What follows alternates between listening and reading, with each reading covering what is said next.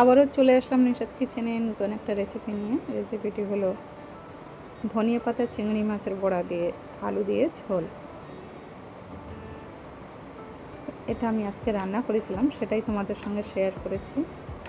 তো চলো দেখে নেবো একটু কীভাবে আমি এটা রান্না করেছি। এখানে আমি কিছুটা ধনিয়া পাতা কুচিয়ে ধুয়ে রেখেছি, ভালো করে 2-3 বার করে ধুয়ে নিয়েছিলাম। এখানে একটা মিক্সিং জারের মধ্যে আমি এই ধনিয়া পাতাগুলো সব দিয়ে দেব। সবগুলো দিয়ে দিলাম, 2টো পেঁয়াজ কুচানো দিলাম, আর একটু আদা রসুন দিয়ে দিলাম, 2-4টে কাঁচা লঙ্কা কুচানো দিলাম, পরিমাণ মতন একটু লবণ, আর কিছুটা চিংড়ি মাছ দিয়ে দিলাম। দিয়ে একটু জল দিয়ে এটাকে আমি পেস্ট করে নেব। দেখো পেস্ট করে নিয়েছি। এটা এবার এই পাত্রে আমি ঢেলে নেব। একটা চামচ দিয়ে সব নিয়ে নিলাম। এখানে গুঁড়ো গরম মশলা আমি পরিমাণ মতন একটু দিয়ে দিলাম, 1 চামচ লাল গুঁড়ো লঙ্কা, আর ধনিয়ার গুঁড়া দিলাম 1 চামচ। দিয়ে আমি একটা চামচ দিয়ে ভালো করে এটা মিক্সড করে নেব। মিক্সড হয়ে গেছে।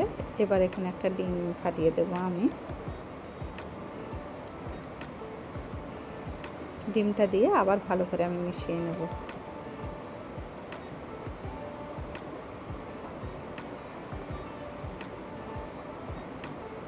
আর অল্প করে একটু বেসন দেবো, পুরো 1 চামচ না, 1 চামচের একটু কম দিয়েছি এখানে বেসনটা।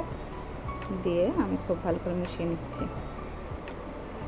এখানে আগেই আমি একটা কড়াইতে তেল গরম করে রেখেছিলাম, তেল বসিয়ে দিয়েছিলাম, গরম হয়ে গেছে। এবার এক এক করে একটা ছোট চামচে করে আমি বড়াগুলো ভেজে নেব।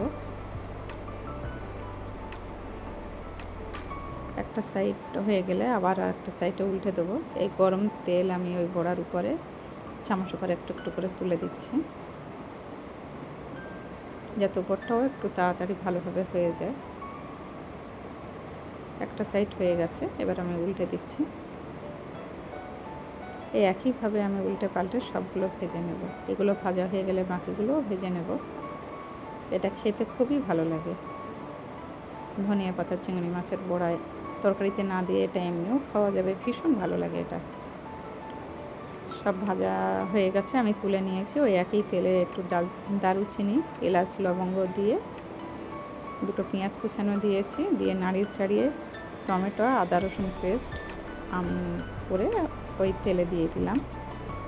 দিয়ে নাড়িয়ে চাড়িয়ে পরিমাণ মতন হলুদ, 1 চামচ লাল গুঁড়ো লঙ্কা দিয়ে আবার ভালো করে নাড়িয়ে চাড়িয়ে নিয়েছি। একটু কষিয়ে নিয়ে তেল ছেড়ে দিলে ওতে আমি আলু ধুয়ে রেখেছিলাম ছোট ছোট পিস করে, সেগুলো দিয়ে দিলাম।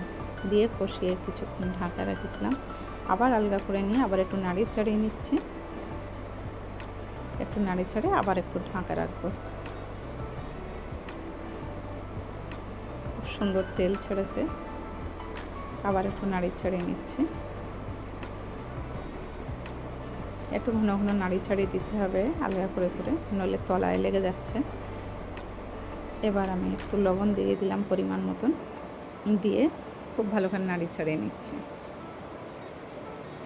এখানে জল দিয়ে দিলাম। জল পরিমাণ মতন দিয়ে ফুটে উঠলে আমি ঢাকা রেখেছিলাম, জল কমে এসছে। আবার ঢাকাটা আলগা করে আমি একটু নাড়িয়ে চাড়িয়ে নেব। নাড়িয়ে চাড়িয়ে নিচ্ছি। এখানে আমি আবার একটু জল ব্যবহার করব। আর একটু আমি জল দিয়ে দিলাম। জলটা ফুটে উঠলে এক এক করে বড়াগুলো আমি দিয়ে দেব।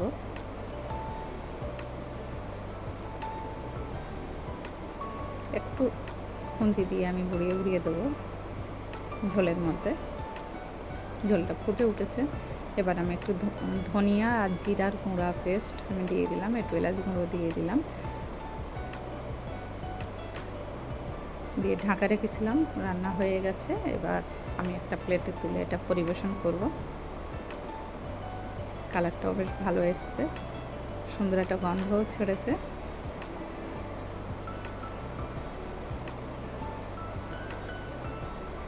দেখো খুবই ভালো লাগছে, আশা করছি তোমাদেরও ভালো লাগবে। এইভাবে বানিয়ে খেয়ে দেখবে, আমি যেভাবে বানিয়েছি। আমার রেসিপিটি ভালো লাগলে সবাই বাড়িতে বানিয়ে খেয়ে দেখবেন। আর সবাই ভালো থাকবেন, সুস্থ থাকবেন। আজ এ পর্যন্তই, আবার দেখা হবে পরের ভিডিওতে।